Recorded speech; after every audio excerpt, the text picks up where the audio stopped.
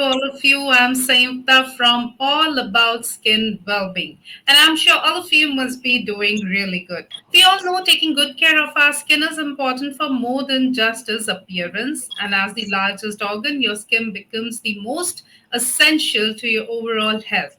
But a fungal infection is something that is quite common on our skin, nails, and many a times on our scalp, and this is something we should be aware of.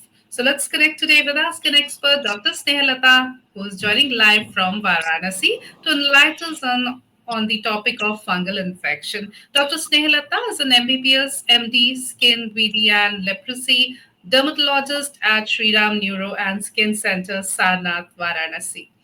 And today, Dr. Snehalata will share with us on fungal infection. A very warm welcome to you, Dr. Snehalata. So, Doctor, as we Sorry, all lost your know, audio.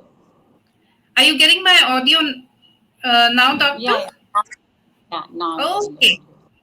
audio. Okay, wonderful.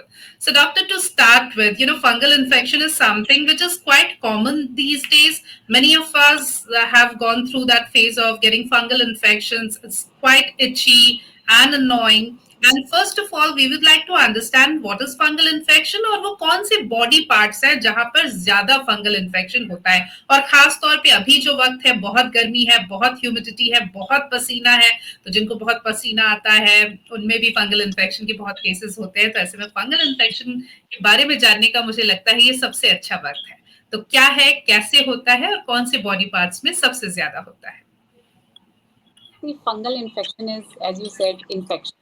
So it is an infection. Fungus is a just like जैसे bacteria होते हैं, जैसे virus होते हैं, उसी तरह के organism होते हैं जिसे हम फंगस बोलते हैं. It has a lot of species and genera. वो सारी डिटेल्स तो साइंटिफिक डिटेल्स हो गई, बट एक आम जनता के लिए जानने के लिए ज़रूरी है. फंगल इन्फेक्शन जहाँ बहुत आपको पसीना होगा, जहाँ ऐसा वेदर है जहाँ एयर क्रॉस बहुत नहीं हो रहा है, ऐसे केसेस पे ज़्यादा होता है. और जैसा आपने पूछा कैसे होता है, तो अगर कोई पर्सन है जो बहुत ज़्यादा जिसकी हाइजीन अच्छी नहीं है या जो पसीने वाले एनवायरनमेंट में बहुत ज़्यादा वर्क कर रहा है, that person is not able to have access to the clean clothing, तो इन सारी केसेस में फंगल इन्फेक्शन ज़्यादा होता है. स्पेशली बॉडी पार्ट्स की बात करें तो एज जैसा हम लोगों ने ऑलरेडी बात कर ली है, जहाँ पसीना कलेक्ट होने का चांस ज़्यादा है और जहाँ हवा का जो पहुँच है वो कम है, जैसे कि ग्रॉइन एरिया में या बटक्स पर, इन सारे एरियाज़ में फंगल इन्फेक्शन बहुत ज़्यादा कॉमन है. कई बार क्या होता है, जो बॉडी के आप बाकी पार्ट्स हैं उनमें सेल्फ इनोकुलेशन के थ्रू भी फंगल इन्फेक्शन जाता है. जैसे कि अपने ही हाथ से अगर किसी ने उसको स्क्रैच कर दिया, मान लीजिए कि किसी को ग्रॉइन में फंगल इन्फेक्शन है और उसने वहाँ पर खुजली कर दी और फिर उसी हैंड से कहीं और पर अपने बॉडी में टच किया या फेस को या कहीं और, तो जी ऐसे केसेस में अपने ही बॉडी में और पार्ट्स में होने की चांसेस रहते हैं. And one more thing I would like to mention कि अगर फैमिली में किसी को एक पर्सन को है और वो अपने जो चाहे तौलिए हो गए या और कपड़े हैं, इन सब चीज़ों को अगर शेयर कर रहे हैं तो इनके थ्रू भी फंगल इन्फेक्शन फैलता है. बिल्कुल तो एक तो फंगल इन्फेक्शन के बारे में जानना और ये समझना कि वो बहुत जल्दी फैलता है एक इंसान से एक बॉडी पार्ट से दूसरे बॉडी पार्ट में भी फैल सकता है जैसा आपने बताया और एक इंसान से दूसरे में भी फैल सकता है तो ऐसे में बहुत सारी बातों का ध्यान रखना जरूरी है. सबसे पहले तो डॉक्टर क्योंकि हम कहते हैं prevention is always better than cure तो ऐसे में फंगल इन्फेक्शन ना हो किस तरह से हम कौन सी बातों को ध्यान में रख के हम फंगल इन्फेक्शन से बच सकते हैं. Yes absolutely. जी, तो वो क्या तरीके हैं जिनसे हम फंगल इन्फेक्शन से बच सकें? क्या करना चाहिए, क्या नहीं करना चाहिए? देखिए, सबसे पहले तो जब गर्मी का मौसम है, आप अपने वेदर जिस एरिया में आप रह रहे हैं, तो अगर ऐसा वेदर है जहाँ पसीना बहुत ज़्यादा है, वहाँ पर बहुत ही मोटे कपड़े जैसे डेनिम है, जीन्स है या लेदर के कपड़े, इन सारे ऐसे कपड़ों से पहनने से बचें. मोस्टली सूती कपड़ों को प्रेफ़र करें. दूसरा, थोड़े लूज़ फिटिंग के कपड़े हों जहाँ एयर क्रॉस होने का चांस ज़्यादा है. अपने अगर ऐसे बहुत सारे ऐसे लोग हैं जिनका काम ऐसा है जिनमें पसीना ज़्यादा होता है, बहुत सारी महिलाएँ हैं जैसे वो किचन में काम कर रही हैं या एथलीट्स हैं जिनको पसीना ज़्यादा हो रहा है. तो इफ़ पॉसिबल अगर गर्मी के मौसम में if possible they can take shower twice a day. और अगर शावर नहीं भी ले पाते हैं तो अगर कपड़ा पसीने से भीग गया है तो आप उसे चेंज कर लें. अंडरगारमेंट 2 बार चेंज कर लें। And if somebody is having a fungal infection in the family, तो उनका उनका जो कपड़े हैं उनको आप अलग एक साथ बाकी लोगों के कपड़ों के साथ ना धुलें, या आप वॉशिंग मशीन में एक साथ डाल के ना धुलें। तो इन सब कुछ चीज़ों का ध्यान रख के फंगल इन्फेक्शन से बचा जा सकता है।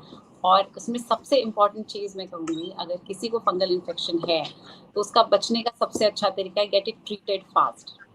अगर एक पर्सन आप अगर उसे टाइम पे ट्रीट कर लेंगे तो बाकी सारे जो फैमिली मेंबर्स हैं या और लोग हैं उनको फंगल इन्फेक्शन नहीं फैलेगा। बहुत अच्छी बात आपने कही। सबसे पहले तो पर्सनल हाइजीन का ध्यान रखें। अगर हो गया है तो टॉवल शेयर, दूसरी चीजें जो हम शेयर करते हैं वो ना करें। और सबसे जरूरी बात है तो ट्रीटमेंट कराइए। जितनी जल्दी आपको समझ में आ रहा है कि कोई इन्फेक्शन हो गया, उतनी जल्दी एक अच्छे डर्मेट के पास जाइए, इलाज कराइए। लेकिन आप भी मेरी बात से इत्तेफाक रखेंगे डॉक्टर स्नेहलता कि आमतौर पर ऐसा होता नहीं है। आमतौर पर हम बहुत सारे करके या दोस्तों ने बताया कि अरे हमें भी हुआ था, हमने ये दवा यूज की तो हमारा प्रिस्क्रिप्शन ले लो, हम तो डॉक्टर के पास गए, तुम्हें क्या जरूरत है, तुम हमारा प्रिस्क्रिप्शन ले लो। या फिर हम खुद केमिस्ट शॉप के पर जाते हैं और बोलते भैया कुछ हो गया है, कोई ट्यूब दे दो। और वो ट्यूब हम महीनों महीनों लगाते हैं, और जब हमें समझ में आता है कि चीजें कंट्रोल में नहीं हो रही, आउट ऑफ कंट्रोल हो गई, that's when we go and land up in front of a doctor. तो ऐसे में ये home remedies, DIYs, over the counter medication, self medication, ये कितना खतरनाक हो सकता है? एक्चुअली जो भारत में, इंडिया में इस समय जो पैंडेमिक फंगल इन्फेक्शन का, sorry not pandemic but endemic फैला हुआ है, ये इसका कारण ही यही है कि लोग इस तरह से, जैसा अभी आपने मेंशन किया कि लोग ओवर द काउंटर मेडिकेशन ले लेते हैं या मेडिकल स्टोर से मेडिकेशन ले लेते हैं, या एक दूसरे के कहीं पे मेडिकेशन यूज करते रहते हैं। स्पेशली क्लोबेटासोल नाम का एक बहुत ही पोटेंट मिला रहता है, जिसकी वजह से जो इन्फेक्शन है वो बहुत रेजिस्टेंट हो जाता है, वो ट्रीटमेंट को जल्दी रिस्पॉन्ड नहीं करता। जब तक पेशेंट एक स्पेशलिस्ट यानी डर्मेटोलॉजिस्ट के पास आता है, तब तक वो जो फंगल इन्फेक्शन है वो अपना रूप बदल चुका होता है। तो उसमें ट्रीटमेंट में फिर समय ज़्यादा लगता है और ड्यूरेशन ऑफ ट्रीटमेंट बढ़ जाता है। पेशेंट को नॉर्मल जो फंगल इन्फेक्शन जो आराम से ठीक हो सकता था, उसमें हमें ज़्यादा मेडिकेशन देनी पड़ती है, ज़्यादा दवाइयाँ खानी पड़ती है मरीज़ को। तो ये डेफ़िनेटली बहुत ख़तरनाक है, और इसलिए क्योंकि एक रेज़िस्टेंट डेवलप हो जा रहा है इन जनरल पॉपुलेशन में, जो नॉर्मल फंगल इन्फेक्शन की दवाइयाँ हैं, वो अब उतने काम असरदार नहीं हैं, बिकॉज़ लोग ओवर द काउंटर ट्रीटमेंट ले रहे हैं।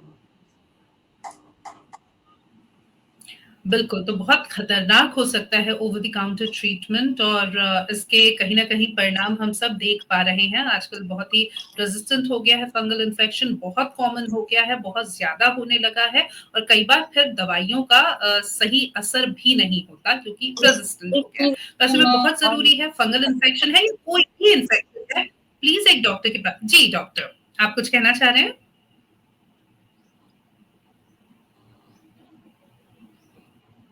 वन मोर थिंग मेंशन, ये स्टेरॉइड, यस यस, मैं रेजिस्टेंट तो एक पार्ट है ही है, बट एक बहुत इम्पोर्टेंट जो साइड इफेक्ट है जो स्टेरॉइड का होता है, दैट इज क्लोबेटासोल। इसका ये रहता है कि वो स्किन को वहाँ बहुत पतला कर देता है। तो जब पेशेंट जब तक हमारे पास आता है तो सिर्फ वो फंगल इन्फेक्शन लेकर नहीं आता, वो उसके जो स्टेरॉइड के साइड इफेक्ट्स हैं, जैसे कि बड़ी बड़ी धारियां पड़ हुँ, जाना, चमड़ी का वहाँ पर स्किन का पतला हो जाना, ये साइड इफेक्ट्स लेकर के आता हुँ, है। तो जब ये फंगल इन्फेक्शन तो हम फिर ट्रीट करते हैं, लेकिन जो परमानेंट डैमेज हो चुका है स्किन के स्ट्रक्चर को, उसको रिवर्ट करना बहुत हुँ। मुश्किल है। बहुत सारे यंग पेशेंट परमानेंटली डैमेज करके आ जाते हैं, जिसमें बहुत बड़ी-बड़ी धारियाँ बन जाती हैं, जैसा कि प्रेगनेंसी के टाइम पे आप देखोगे जो पेट पे धारियाँ पड़ती हैं, तो बहुत सारे पेशेंट्स इस तरह की धारियाँ लेकर के आते हैं, जिनको ट्रीट करना बहुत मुश्किल है बाद में। बिल्कुल, तो इसीलिए अगर फंगल इन्फेक्शन है या भले ही आप नहीं समझ पा रहे हैं फंगल इन्फेक्शन है या कोई दूसरा इन्फेक्शन है, एलर्जी है, क्या है, बिना किसी एक्सपेरिमेंट के, बिना किसी और चीज़ के सबसे पहले एक क्वालिफाइड, एक बोर्ड सर्टिफाइड डर्मेट के पास जाइए। सही डायग्नोसिस होगा, सही इलाज होगा और इलाज को पूरा कराइए, बहुत ज़रूरी है। एक और बात इसी से जुड़ी हुई डॉक्टर, जब मैंने कहा इलाज पूरा कराइए, अगेन इसमें हम कहीं न कहीं बहुत ही लेथार्जिक हो जाते हैं। हम ट्रीटमेंट शुरू तो करते हैं, मान लीजिए किसी डॉक्टर ने 2 महीने का कोर्स दिया, हम 15 दिन उसे बहुत रिलिजियसली फॉलो करते हैं और 15 दिन बाद जब हमें थोड़ा बेटर लगने लगता है, सिम्पटम्स उतने हार्श नहीं होते, तो हमें लगता है बस ये ठीक हो गया है, अब और दवाइयाँ क्यों खाएँ, और हम बंद कर देते हैं। फंगल इन्फेक्शन के केस में तो ये हमने बहुत देखा है, जो पेशेंट्स एक गलती करते हैं। ये गलती कितनी भारी पड़ सकती है? सी फंगल इन्फेक्शन में जो सबसे ज़्यादा एक एक सेंटेंस जो मोस्ट ऑफ द पेशेंट्स जो स्पेशलिस्ट के पास आकर के बोलते हैं, दैट इज़ ये ठीक हो करके हो जाता है। ये लाइन मैं लगभग हाँ, अपने हर टीनिया के पेशेंट में सुनती हूँ। तो उसका कारण ही यही है कि वो पहली ही बार में ठीक नहीं हुआ है। द थिंग इज़ कि ट्रीटमेंट 15 डेज़ या जैसा आपने मेंशन किया 15-20 दिन लेने के बाद वो ऊपर से थोड़ा-सा क्लियर हो जाता है फंगस का जो दाग है। हाँ, तो पेशेंट को लगता है कि ये ठीक हो गया। बट वो अंदर की लेयर्स में रह जाता है फंगल का स्पोर, और जैसे ही उसको दोबारा से कोई कंड्यूसिव एनवायरनमेंट मिलता है, जैसे पसीने में दोबारा से पेशेंट को पसीना हुआ या ऐसा कोई मौसम में चेंज हुआ, तो वो दोबारा से ग्रो कर जाता है। तो ऐसे केसेस में इट इज़ वेरी इम्पोर्टेंट कि जितने दिन दवा आपको कही जा रही है उतने दिन आप लोग दवाई करिए। दूसरा एक ये भी बात होती है कि इसका कोई सेट कोर्स नहीं होता। कई बार क्या होता है, जैसे जो नया पेशेंट है जिसने कभी कोई स्टेरॉइड की क्रीम उस पे नहीं लगाई है, कई बार वो पेशेंट 1 डेढ़ महीने की दवा में ही ठीक हो जाता है। और कुछ ऐसे भी हमारे पास मरीज आते हैं जिनको कई सालों से 2-3 सालों से फंगल इन्फेक्शन है, जो ठीक होके हो जाता है, जिन्होंने बहुत सारी मेडिसिन उस पे ऑलरेडी लगाई हैं, जो ट्रीटमेंट के लिए थोड़ा रेजिस्टेंट हो गया है। ऐसे केसेस में हमको कई बार 3-4 महीने भी दवा करनी पड़ती है, और वो दवा बीच-बीच में चेंज की जाती है। इट्स नॉट लाइक कि पहले जो दवा शुरू में दी गई है वही 4 महीने खानी है। तो उसको आपको बीच-बीच में डिपेंड, वो हम लोग स्किन की जो कंडीशन है उसको देख करके चेंज करते हैं। तो इसलिए इट्स वेरी इंपॉर्टेंट कि जब भी आपके डॉक्टर आपको वापस विजिट के लिए बुला रहे हैं, आप जाएं, जो जिस तरह से आपको दवाई बताई जा रही है उसको करें। Fungal infection is one disease which is completely treatable. ये समझना बहुत ज़रूरी है कि ये बीमारी बिल्कुल ठीक होने वाली बीमारी है। तो इसको तो लाइलाज बनाने की ज़रूरत ही नहीं है। ये तो बिल्कुल ही ठीक हो सकती है, अगर ठीक से इसको फ़ॉलो किया जाए ट्रीटमेंट को। तो डॉक्टर मैं ये जानना चाह रही हूँ, रिकरेंस ऑफ फंगल इन्फेक्शन, बार-बार फंगल इन्फेक्शन का होना, ये भी आजकल एक बहुत ही आम सिनेरियो है। जैसे एक बार हुआ है, उसे कई बार होता है। तो उसकी क्या वजह है और सही निदान क्या है? देखिए फंगल इन्फेक्शन जो एक, तो हम लोगों ने ऑलरेडी जैसा डिस्कस किया कि कई बार क्या होता है कि ट्रीटमेंट कंप्लीट ही नहीं हुआ। पेशेंट बीच में ही दवाई छोड़ देते हैं अगर उनको लगता है कि वो थोड़ा-सा उनको रिलीफ मिल गया है। तो उसको हम रिकरेंस नहीं कंसिडर करेंगे क्योंकि वो ठीक ही नहीं हुआ बार में। तो अगर आप देखें तो अगर प्रॉपरली ट्रीटमेंट कंप्लीट होने के बाद का रिकरेंस इतना कॉमन नहीं है। थोड़ा रिकरेंस के चांसेस उन लोगों में ज़्यादा होते हैं जिन्हें शुगर है या जिनकी इम्यूनिटी लो है, या जिनका वर्क जैसा हमने बात करी, जिनको पसीने में ज़्यादा काम करना है या इस तरह का जिनका वर्क प्रोफाइल है, इन लोगों में रिकरेंस के चांसेस ज़्यादा रहते हैं। तो ऐसे केसेस में वही आपको जो प्रिकॉशंस हैं वो लेने पड़ेंगे। आप कोशिश करें कि आप कॉटन के ही कपड़े पहन रहे हैं, और आप अगर पसीना हो गया तो आप उसको चेंज कर ले रहे हैं, you are changing your undergarments twice day, you are taking shower if possible twice a day. तो इन सब प्रिकॉशंस को लेकर के रेकरेंस से बचा जा सकता है। ओके। डॉक्टर, जब एक पेशेंट फंगल इन्फेक्शन या किसी तरह का इन्फेक्शन लेकर आपके पास आते हैं, तो डायग्नोसिस खास तौर पे फंगल इन्फेक्शन के केस में किस तरह से होता है? जस्ट बाय क्लिनिकल इन्वेस्टिगेशन ही पता चल जाता है या कभी टेस्ट की भी जरूरत पड़ती है? देखिए मोस्टली तो क्लिनिकली पता चल जाता है। Even if it is a steroid modified fungal infection, वो क्लिनिकल जजमेंट से हमें पता चल जाता है। बहुत कम ऐसे केसेस होते हैं जिनमें किसी टेस्ट की ज़रूरत है। इन दोज़ केसेस जिसको हम लोग स्किन स्क्रैपिंग कहते हैं और KOH माउंट कराते हैं। तो ऐसे केसेस में जो है कुछ टेस्ट अवेलेबल हैं जिन्हें कराया जा सकता है। बट मोस्टली इसकी ज़रूरत नहीं पड़ती है। If you are going for a visit to an expert, they are able to diagnose it clinically only most of the time. Fair enough. And doctor, what are the treatment options available? देखिए mostly oral medications हैं और साथ में लगाने के लिए जो medications हैं वो रहते हैं। आजकल बहुत अच्छे एंटी फंगल एजेंट्स हैं जो खाने की दवाइयों में और लगाने की दवाइयों दोनों में जो क्रीम्स हैं उनमें अवेलेबल हैं।